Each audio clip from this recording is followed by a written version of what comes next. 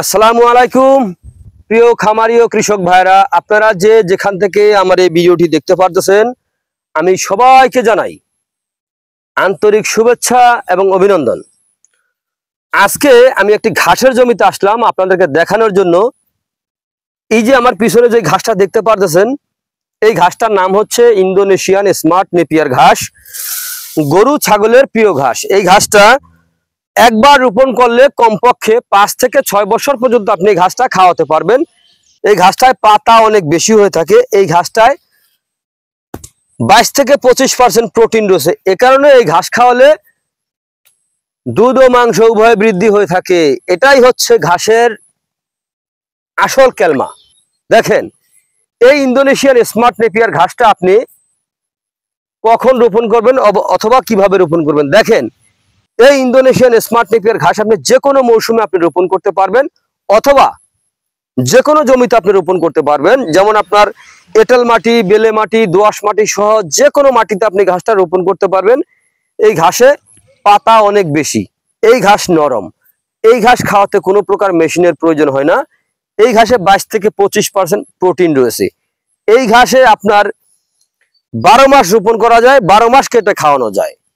এই ঘাসের পাতা অনেক বেশি, এই ঘাসের পাতা অনেক বেশি হয়ে থাকে, কিন্তু এই ঘাসে কোনো বিচি হয় না, এই ঘাসে কাটিং হয়। এই ঘাসের কাটিং আপনি রোপণ করলে, আপনি পরিপক্ক কাটিং রোপণ করলে আপনার জমিতে আপনি বাম্পার ফলন ফলাতে পারবেন। তো আমি দেখাবো আজকে এই ঘাসের কাটিং কিরকম হয়ে থাকে।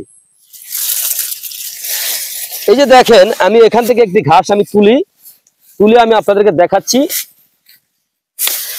এই যে দেখেন, এখানে কিন্তু ঘাস, এই দেখেন ঘাস, এই যে শুকনো পাতাটা ছিললাম, এই শুকনো পাতাটা কিন্তু আপনার গরু অথবা ছাগল খাবে। এই যে কাঁচা পাতাটা দেখতে পাচ্ছেন। এই যে দেখেন, এখানে কিন্তু আপনার শিকড়, এগুলো কিন্তু শিকড় ভাই। এই শিকড় থেকে কিন্তু আপনার এই শিকড়ে কিন্তু মাটি নতুন করে কামড়িয়ে ধরবে। তারপরে আপনার প্রতিটা গিটের ভিতরে আপনার অঙ্কুর রয়েছে। দেখেন, আমি দেখাচ্ছি আপনাদেরকে, আপনার নিজ চোখে দেখেন, প্রতিটা ঘাসের ভিতরে অঙ্কুর রয়েছে। দেখতে পাচ্ছেন, প্রতিটা ঘাসের ভিতরে অঙ্কুর রয়েছে। এই অঙ্কুর থেকে আপনার দেখা যায় কমপক্ষে এতটুকু একটি কাটিং যদি রোপণ করেন, এতটুকু কাটিং থেকে আপনার কমপক্ষে 40 থেকে 50টি চারা প্রথমে গজাবে।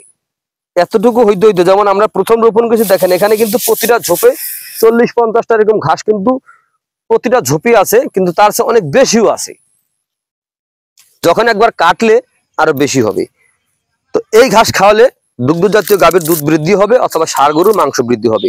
তো প্রিয় বন্ধুরা, আপনারা যদি পরিপক্ক কাটিং যদি সংগ্রহ করতে চান, আপনার গবাদি পশুকে কাঁচা ঘাস যদি খাওয়াতে চান, তাহলে অবশ্যই আমার স্ক্রিনে দেওয়া নাম্বারে যোগাযোগ করবেন।